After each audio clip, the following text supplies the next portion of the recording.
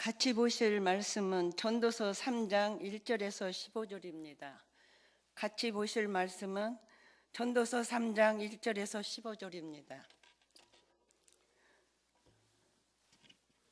범사에 기한이 있고 천하 만사가 다 때가 있나니 날 때가 있고 죽을 때가 있으며 심을 때가 있고 심은 것을 뽑을 때가 있으며 죽일 때가 있고 치료할 때가 있으며 헐 때가 있고 세울 때가 있으며 울 때가 있고 웃을 때가 있으며 슬퍼할 때가 있고 춤출 때가 있으며 돌을 던져 버릴 때가 있고 돌을 거둘 때가 있으며 안을 때가 있고 앉는 일을 멀리 할 때가 있으며 찾을 때가 있고 잃을 때가 있으며 지킬 때가 있고 버릴 때가 있으며 찢을 때가 있고 꿰맬 때가 있으며 잠잠할 때가 있고 말할 때가 있으며 사랑할 때가 있고 미워할 때가 있으며 전쟁할 때가 있고 평화할 때가 있느니라. 일하는 자가 그의 수고로 말미암아 무슨 이익이 있으랴. 하나님이 인생들에게 노고를 주사 애쓰게 하신 것을 내가 보았노라. 하나님이 모든 것을 지으시되 때를 따라 아름답게 하셨고 또 사람들에게는 영혼을 사모하는 마음을 주셨느니라. 그러나 하나님이 하시는 일의 시종을 사람으로 측량할 수 없게 하셨도다.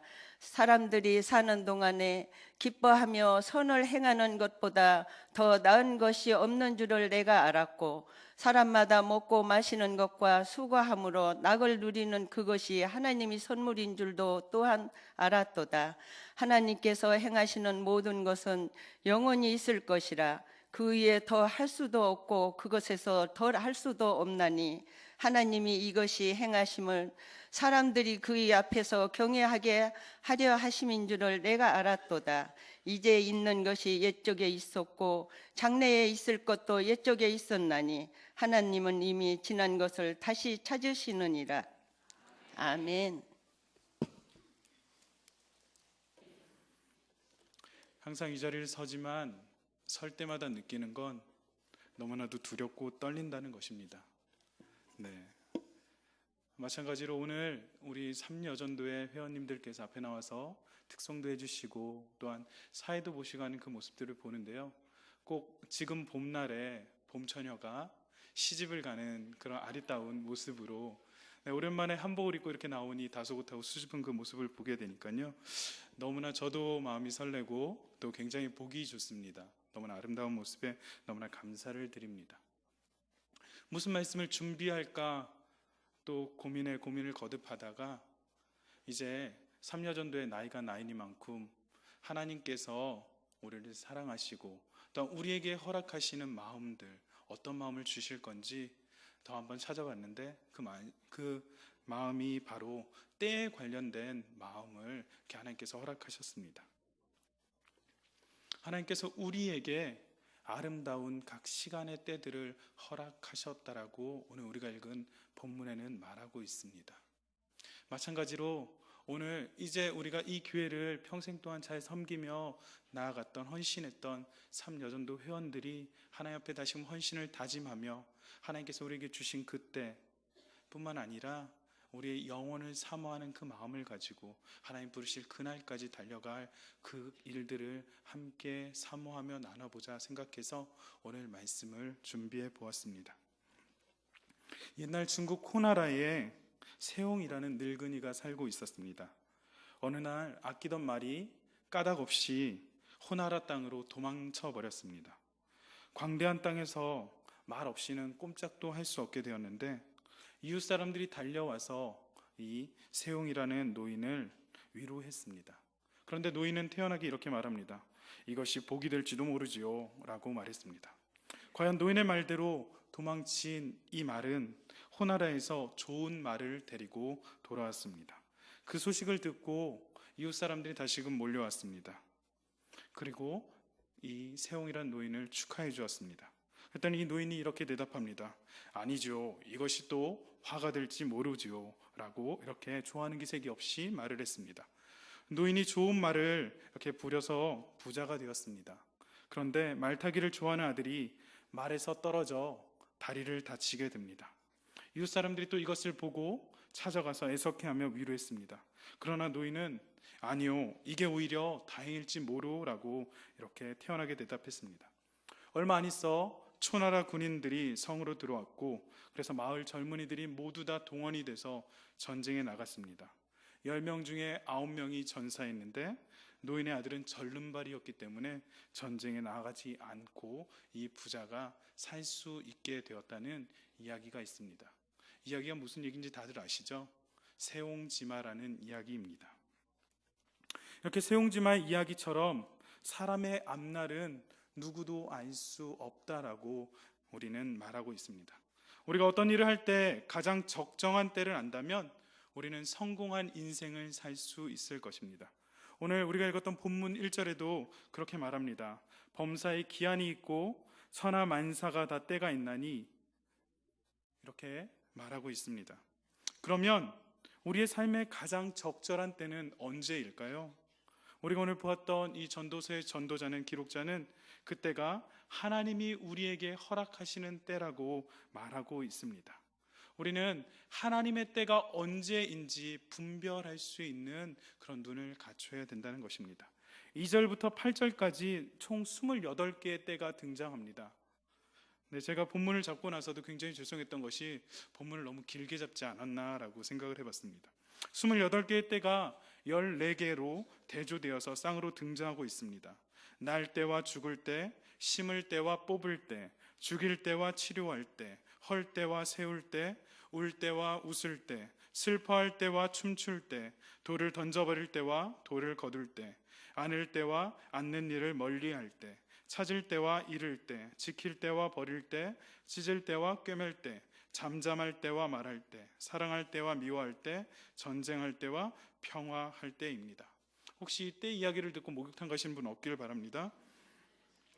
2절에서 8절의 예로 등장하는 이 각 때들은 사람이 만나는 삶의 다양한 모습들을 말해주고 있는 것입니다.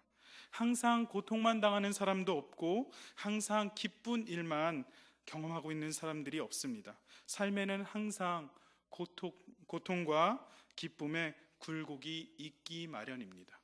오늘 헌신 예배를 드리시는 우리 삼여전도 회원님들 모두가 다 이런 인생의 긴 굴곡들을 거쳐 이 교회에 믿음의 뿌리를 잘 내리고 살았던 분들입니다. 이런 분들의 인생 가운데 우리는 인생의 때들을 어떻게 살아야 될까요? 첫째, 이런 삶의 모든 모습들은 하나님께서 우리에게 허락한 적절한 때라는 사실을 인정해야 하는 것입니다. 고난은 하나님의 뜻이 아니고 좋은 일만 하나님의 뜻일 거야 라고 생각해서는 안 된다는 것입니다. 어떤 사람들은 겨울이 오면 춥다고 불평하고 여름이 오면 덥다고 불평합니다. 그래서 고난이 닥쳐오면 그 고난을 온몸으로 거부하면서 고난을 피하기 위해 온갖 수고를 다 하고 있습니다. 심어야 하는데 심은 것을 뽑으려 하고 울어야 하는데 웃으려고 합니다. 이런 것들을 9절의 말씀에서는 헛수고라고 그렇게 말하고 있습니다. 우리 인생에서 일어나는 어쩔 수 없는 일들을 하나님께서는 우리의 삶의 유익을 위해서 허락하신 때라는 것을 우리는 항상 기억해야 합니다. 그래야 한겨울 추위 가운데서도 감사할 수 있고 고난 가운데서도 하나님이 허락하시는 유익을 얻을 수 있기 때문입니다. 하나님의 때에 하나님이 하라고 하시는 수고를 하는 그런 시간들이 바로 우리가 제대로 인생을 사는 것입니다. 11절 말씀을 함께 잠깐 같이 읽었으면 좋겠습니다. 11절 말씀에 이렇게 말하고 있습니다. 하나님이 모든 것을 지으시되 때를 따라 아름답게 하셨고 또 사람들에게는 영혼을 사모하는 마음을 주셨느니라. 그러나 하나님이 하시는 일의 시종을 사람으로 측량할 수 없게 하셨도다. 아멘. 하나님께서는 우리에게 가장 적절한 때, 가장 적합한 일이 일어나게 하셨습니다. 우리의 눈에 좋지 않게 보이고 아름답지 않게 보일 수 있지만 하나님께서 우리에게 허락하시는 모든 일들은 그때가 우리에게 가장 소중하고 아름다운 때라는 것입니다. 그런데 우리가 이 사실을 인정하고 이해하기가 너무나 어렵습니다. 왜 그럴까요? 하나님은 영원의 관점에서 이 일들을 하시는데 우리 사람들은 우리 눈에 보이는 것으로 이것을 이해하고 해석하려고 하기 때문입니다. 그래서 우리가 해야 될 일은 무엇인가요? 겸손히 영원하신 하나님을 인정하고 하나님을 사모하고 하나님의 그 크신 뜻을 우리가 온전히 우리의 삶에 받아들여야 된다는 것입니다. 사람은 인생의 주인이 아니라 우리의 주인은 오직 하나님 한 분밖에 없기 때문입니다. 솔직히 오늘 말씀은 3여전도 회원님들 위해서만 준비한 것이 아니라 제 자신을 위해서도 준비한 말씀입니다. 오늘 설교 말씀은 저에게 참으로 많은 위로와 은혜가 되는 말씀입니다. 다른 사람들은 3, 4년 정도 다닌 신학교를 저는 무려 그의 2배인 6년을 다녔습니다. 의대도 아닌데 6년이나 학교를 다녔다고 주위 사람들이 많이 놀렸습니다. 그렇게 6년 동안 다녔던 신학교를 작년에 졸업했는데 아직도 학교에 다니는 줄 아시는 분도 많이 있습니다. 신학교를 졸업하면 대부분 강도사가 됩니다.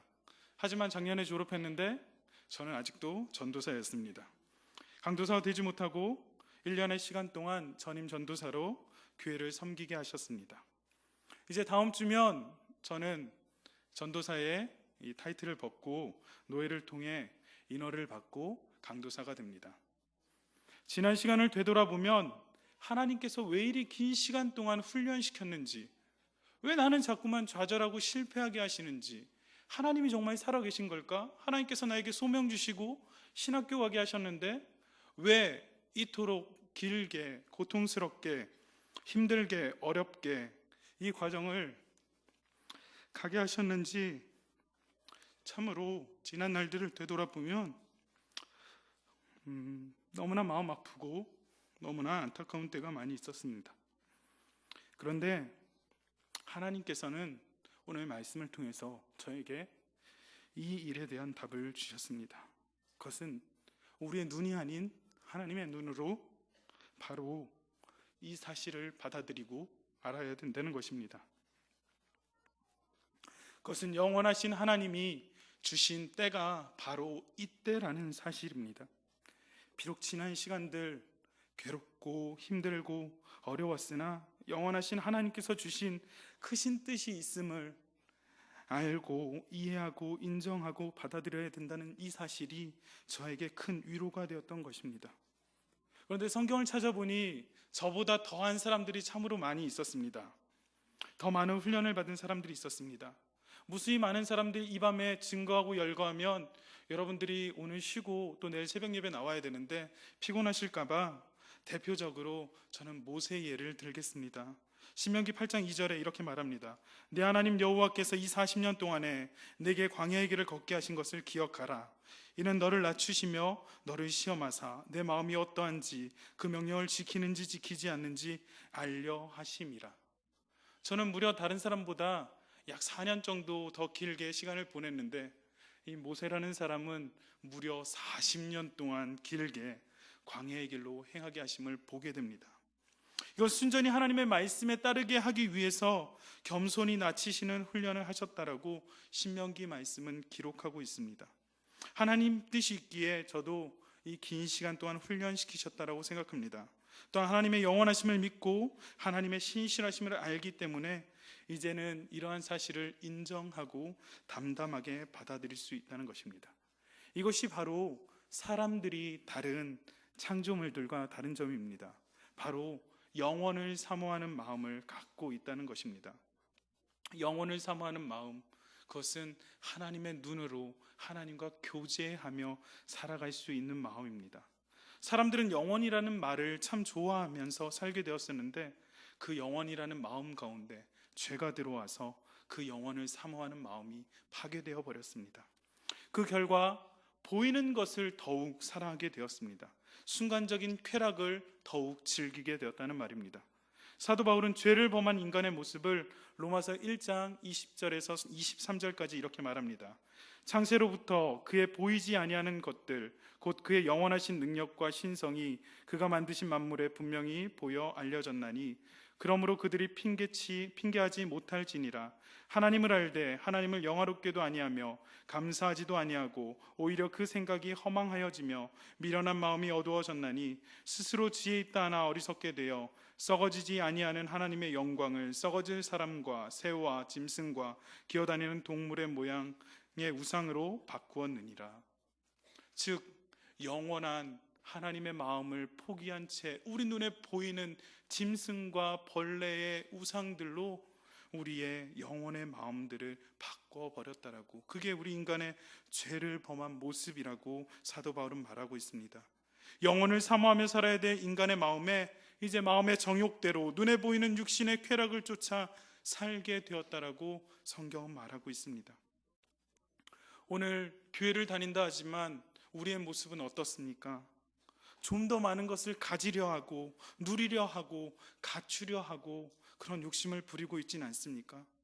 그러나 영혼을 사모하는 마음을 가진 우리는, 적어도 하나님을 믿고 신실하게 살아가는 우리는 잠시 누릴 우리의 낙이 아니라 지금은 보이지 않지만 하나님이 우리 마음에 심어주고 우리 마음에 갖게 하신 영혼을 사모하는 마음, 즉 하나님과 교제하며 영원하신 하나님의 나라를 사모하며 살아야 된다는 것입니다. 사랑하는 성도 여러분, 우리에게 잠깐의 기쁨은 순식간에 사라져 버립니다. 그러나 하나님과 함께하는 이 교제의 삶, 이 삶은 지금 이 자리뿐 아니라 우리가 다시 하나님을 만날 그날까지 영원히 지속된다는 사실을 기억하시길 바랍니다.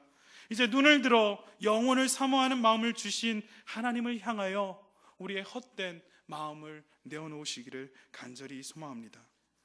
둘째로, 이 굴곡 많은 인생을 행복하게 살기 위해서는 우리는 바로 이 현재를 기뻐하며 선을 행하며 살아야 된다는 것입니다. 우리 12절 말씀을 함께 같이 읽어볼까요? 시작. 사람들이 사는 동안에 기뻐하며 선을 행하는 것보다 더 나은 것이 없는 줄을 내가 알았고. 어떠한 상황 속에서 그 상황을 허락하신 하나님의 뜻을 찾고 그 뜻이 이루어질 때를 생각하며 기뻐하는 삶을 사는 것, 이 사람이 바로 영혼의 마음을 갖고 있는, 영혼을 사모하는 마음을 갖고 있는 사람의 모습인 것입니다. 어려움이 닥쳐오고 악하고 쉬운 길로 피하려는 것이 아니라 보다 끝까지 하나님의 뜻을 쫓아 선을 행하는 삶, 그 사람이 영혼을 사모하는 마음을 갖고 있는 것입니다.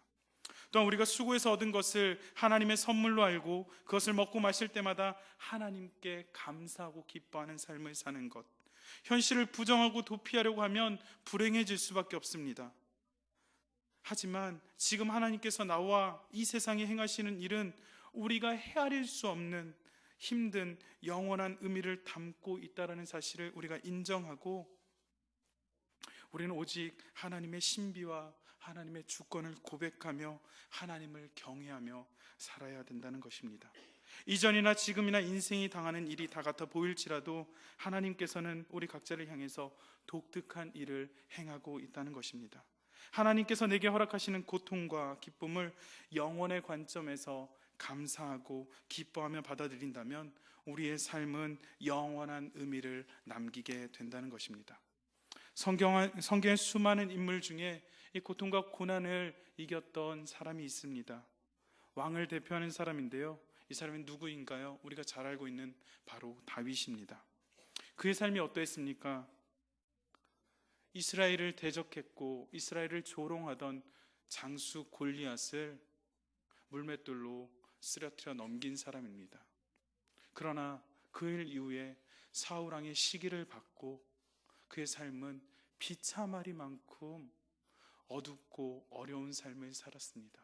심지어 자신이 죽였던 골리앗의 나라 가드 땅에 가서 미친 척하며 살았던 사람입니다. 살아났던 사람입니다.